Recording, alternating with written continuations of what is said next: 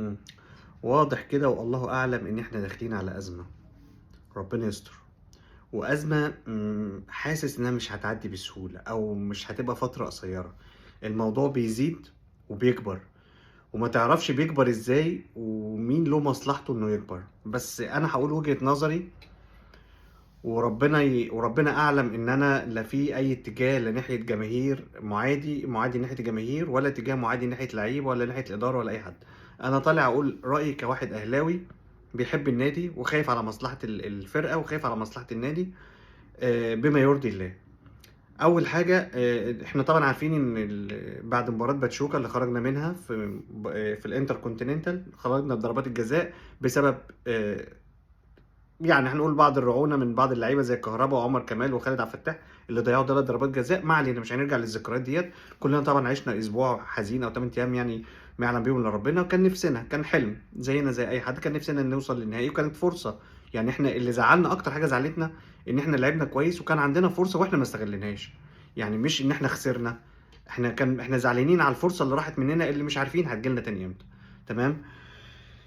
عدّينا الفترة ديّة وفي آخر مباراة باتشوكا الشناوي حصل زي حوار ما بينه وما بين أحد الجماهير اللي كانت طبعًا غضبانة وعمّال يعيّط وبتاع، وكان منظر صعب جدًا. والشناوي رَد عليه وقال له: "خلاص إحنا ماشيين ومش ماشيين وأنا هامشي ومش هامشي." وطلع بعد كده في مداخلة مع إبراهيم فايق ووضّح هو قصده إيه واعتذر وقال: "أنا مش قصدي، أنا ما قُلتش هامشي من النادي، أنا باقول هامشي هادخل أوضة اللبس يعني." ويعني أيًا كان قصده إيه وطلع برّه. المهم حتى ولو كان ساعتها قصده أنا هامشي من النادي عشان يريّح الجمهور اللي بيقول له امشي ومش امشي. بس ما علينا، مش دي القضية. يعني الشناوي حل الموضوع وطلع في نفس اليوم وخلصت المشكلة.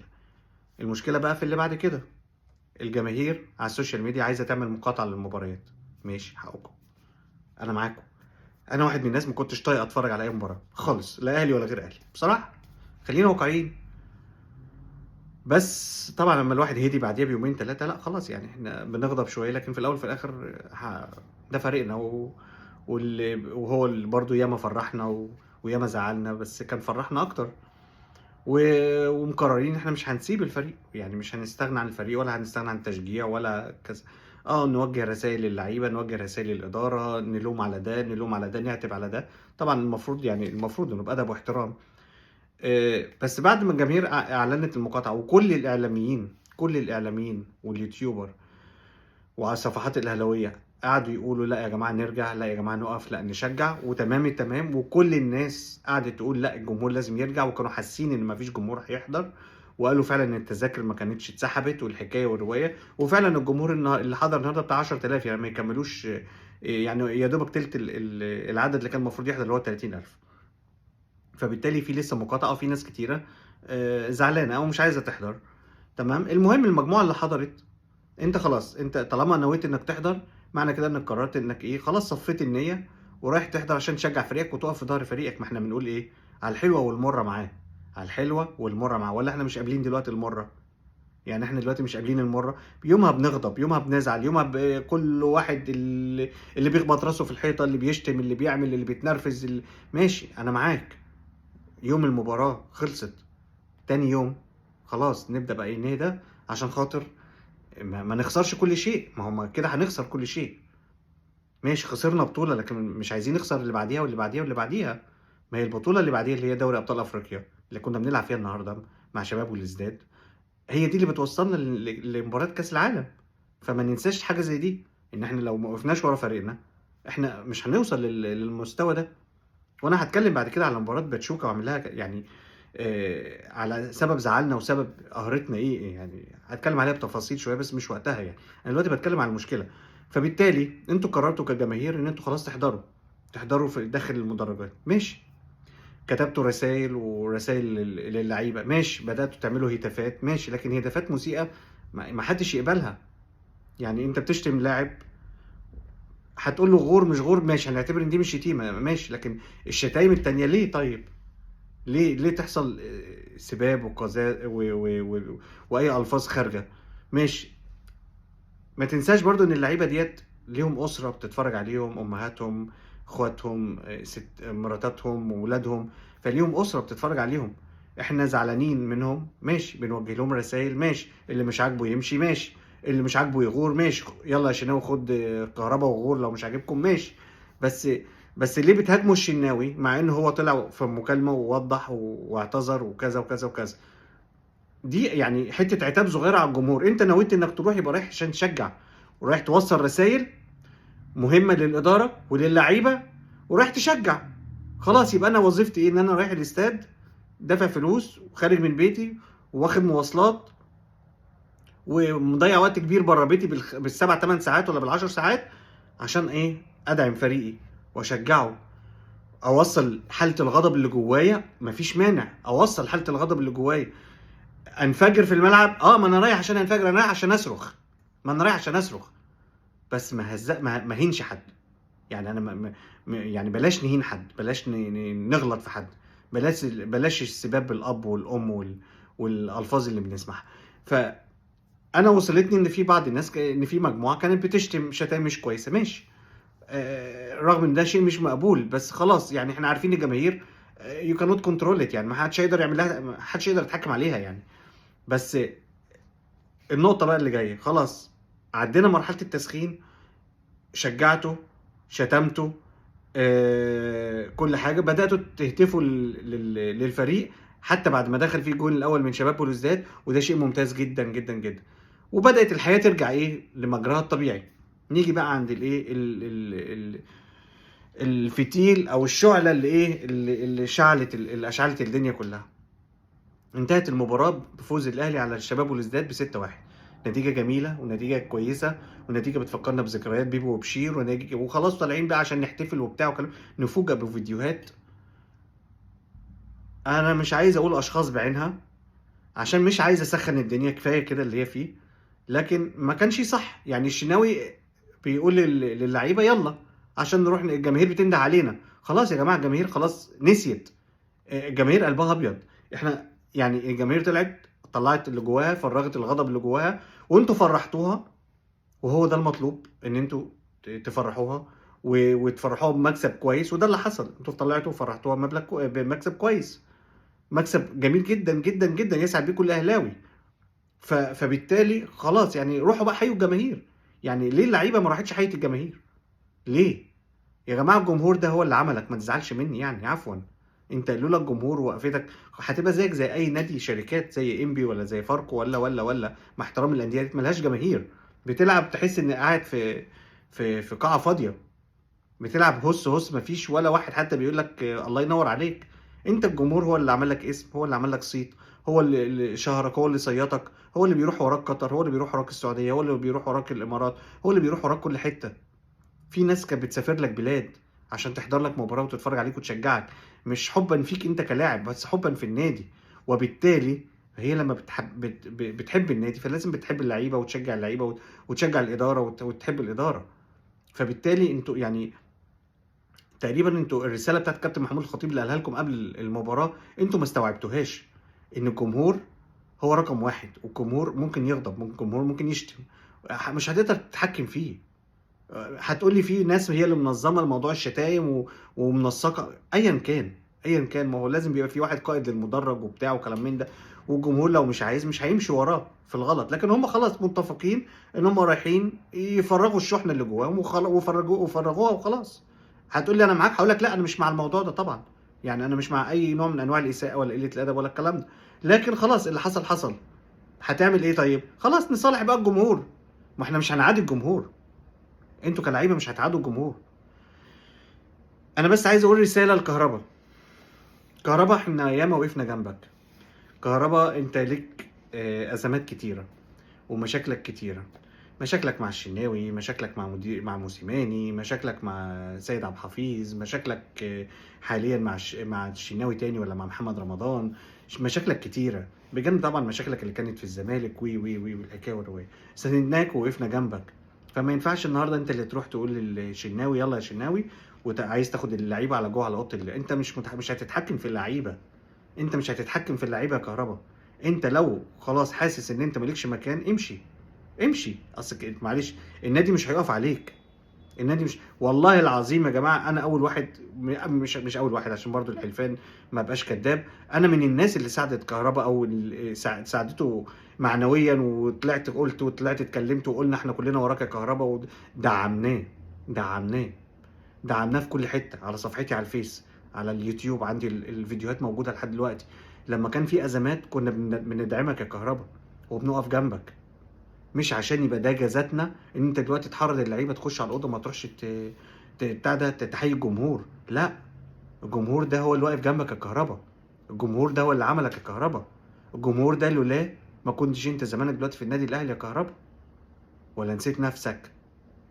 فيعني انا مش عايز اكون قاسي برضو على حد، لان اكيد في فيديوهات تانية هتطلع، بس من الفيديو اللي احنا شفناه، لا، كهربا وكان الكابتن محمد رمضان. كابتن محمد رمضان هنقول خايف على اللعيبه عشان ما يحتكوش، مش هيحتكوا يا كابتن محمد. انت لازم، ده انت لقيت الجمهور بينده على اللعيب، هل معقوله الجمهور وهو بينده على اللعيب هيجوا لحد عنده ويشتموه يشتمهم؟ لا طبعا، ده كان بينده لهم خلاص عشان صفحه جديده و...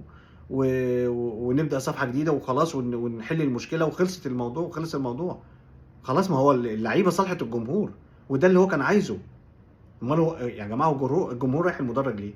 رايح عشان يفرح، رايح عشان يوصل صوته، رايح عشان يطلع طاقته، رايح يطلع غضبه، رايح يطلع فرحته. هو ده المدرج، هو ده الاستاد، هو ده الملعب.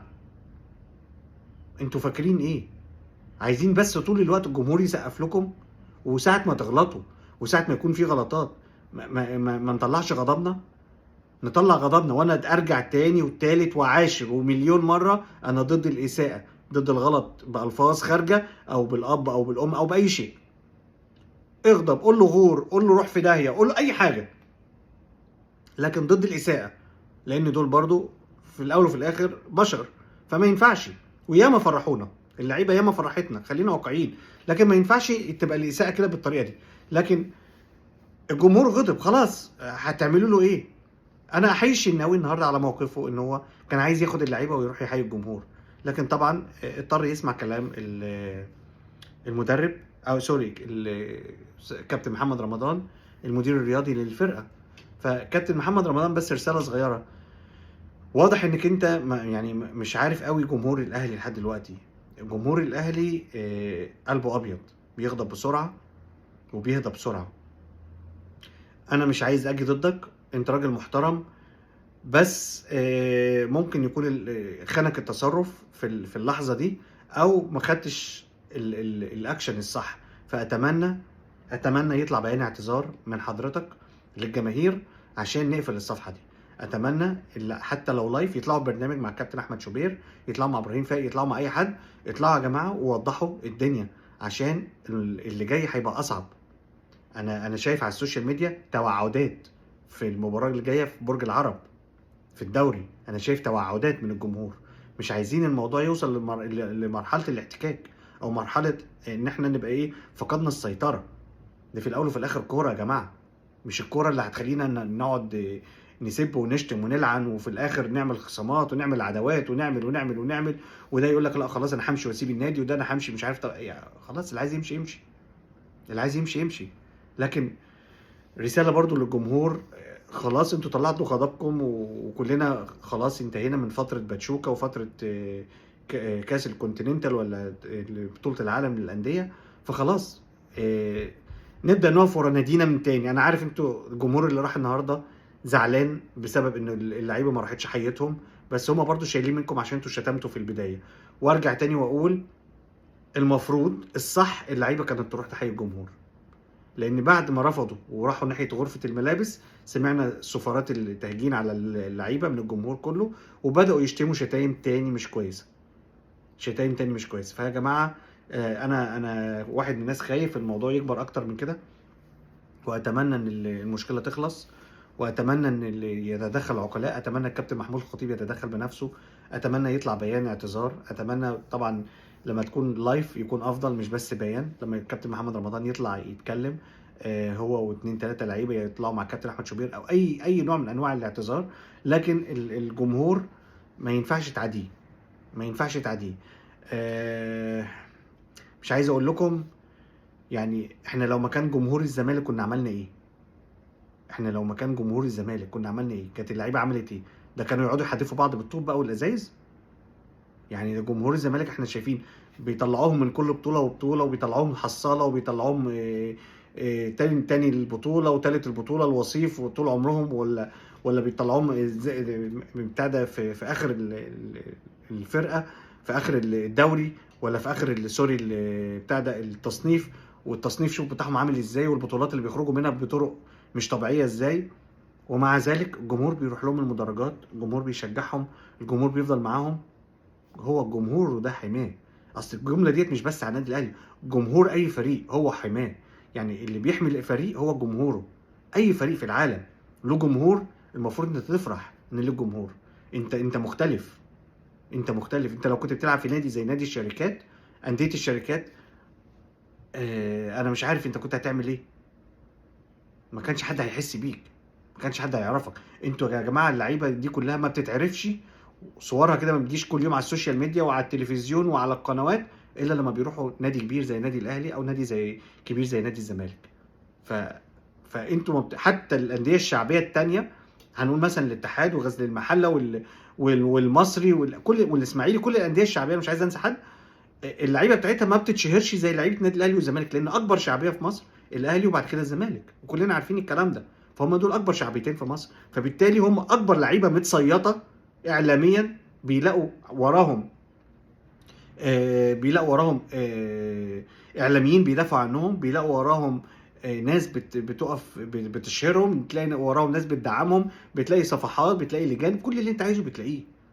الشهرة، الفلوس، الإعلانات، الصيت، الدعم المعنوي، الدعم المالي، الدعم كل مكان بتلاقيه لما بتلعب في الأهلي والزمالك، على الأخص في الأهلي والزمالك. عمرك ما هتلاقي الدعم ده حتى لو أنت في أي نادي شعبي تاني، لأن شعبيتهم أو جمهورهم مش هيجي مثلا 1/10 من شعبية نادي الأهلي ولا الزمالك، وكلنا عارفين الكلام ده. ده حتى الأندية الشعبية زي الاتحاد والمصري والإسماعيلي، جمهورهم منقسمين أهلي وزمالك برضه. يعني جمهورهم حتى بيشجع اهلي وزمالك، هيبقوا بس يعني قله قليله جدا جدا جدا اللي ما بتشجعش غير فريقها بس. لكن مثلا تعالوا اسكندريه، هتلاقوا اسكندريه نادي الاتحاد السكندري، هتلاقي الاسكندرانيه كلهم بيشجعوا اهلي او بيشجعوا الزمالك، يعني نصهم بيشجع اهلي مثلا ونصهم بيشجع الزمالك مثلا، انا بدي مثال. بس لما فريقهم بيلعب بيشجعوا فريقهم. لكن انا بتكلم في ايه يا جماعه؟ انتوا تحمدوا ربنا انتوا بتلعبوا في الاهلي وبتلعبوا في الزمالك. فخلينا دلوقتي في الاهلي، في الازمه بتاعتنا، مش عايز ادخل الزمالك ولا ادخل اي فرقه تانية، بس انا بوريكم النعمه اللي انتوا فيها. فاللعيبه لازم تحس بالنعمه دي، لازم يبقى في مصالحه للجماهير، لازم الازمه دي تنتهي، لازم الموضوع يخلص على خير، لان كده الموضوع بيتفاقم واحنا مش عارفين هتوصل لحد فين. طبعا هنشوف بقى النهارده ايه اللي هيحصل في السوشيال، والدنيا كلها الدنيا مقلوبه، الدنيا مقلوبه على كهربا، الدنيا مقلوبه على كابتن محمد رمضان اللي هو في تصرف غريب. في بعض اليوتيوبر او المشهورين، واحد من اليوتيوبر المشهورين جدا جدا جدا، انا ملاحظ انه بقى له فتره بيهاكم الكابتن محمد رمضان، وعمال يقول لك بقى ده خلاص، ده موضه قديمه، ده كذا ده كذا ده كذا. طب يا عمي، ما انت اول واحد في البدايه كنت بتشجعه. هو ايه اللي حصل؟ انا مش عايز ادخل في حته اللجان والمؤامرات والكلام ده، بس الراجل ده راجل يعني مشهور على السوشيال ميديا، وله متابعين بالالافات بل بالملايين. فبالتالي يعني ما ينفعش ان احنا اللي نقف ونهد فريقنا. ده حتى لو له اخطاء له عيوب، احنا اللي نقف ونساعد ونقول ونتكلم بصوره ايجابيه، ممكن نوضح الاخطاء، لكن ما نفضلش كل شويه نقول لا خلاص ده ما ينفعش، لا ده خلاص ده يمشي، لا ده لا ده يا عم ده موضه قديمه، لا يا عم اصل السوفت وير بتاعه بايظ، اصل السوفت وير بتاعه واقف من 29 سنه، عمال كل حلقه متابعه بيعيد الكلام. طب ايه الحكمه من كده؟ هتقول لي في مشاكل في اوضه اللبس، هقول لك في مشاكل في اوضه اللبس، ممكن كابتن محمد رمضان مش قادر يسيطر عليه، وارد، ليه لا؟ وبمناسبه بقى جبنا سيره كابتن محمد رمضان ومدير الكوره ومدير الكوره ومدير الرياضه في النادي الاهلي، انا ليه رجاء من الكابتن محمود الخطيب. لو يهمك مصلحه النادي الاهلي، زي ما بنقول كده الاهلي فوق الجميع وفوق جميع مصالح ابنائه، زي ما انت ما قلت يا كابتن الخطيب، رجع سيد عبد الحفيظ. مش هقول غير كده، رجع سيد عبد الحفيظ. هتظبط اوضه اللبس، هتبقى في استقرار، هترجع تاني البطولات زي زمان. لكن اللي احنا شايفينه ده الوضع، نمشي الكابتن سيد، نجيب الكابتن خالد بيبو اللي ما فيش غبار عليه، راجل محترم وكلنا بنحبه، نمشي الكابتن بيبو عشان مش عارف، رغم ان هو كنا كاسبين بطولة افريقيا ومشيناه، ومع ذلك قلنا لأ، عشان اللعيبة مش عارف إيه، مش شخصيته مش قوية، ماشي، ماشي، كلّها أمور إدارية أنا ما ليش إن أنا أتدخّل فيها، بس إحنا بنبقى شايفين الصورة من الخارج، إحنا شايفين الصورة من الخارج، فأنا شايف إن يعني مشيتوا الكابتن بيبو، جبتوا كابتن محمد رمضان، وما زالت المشاكل موجودة.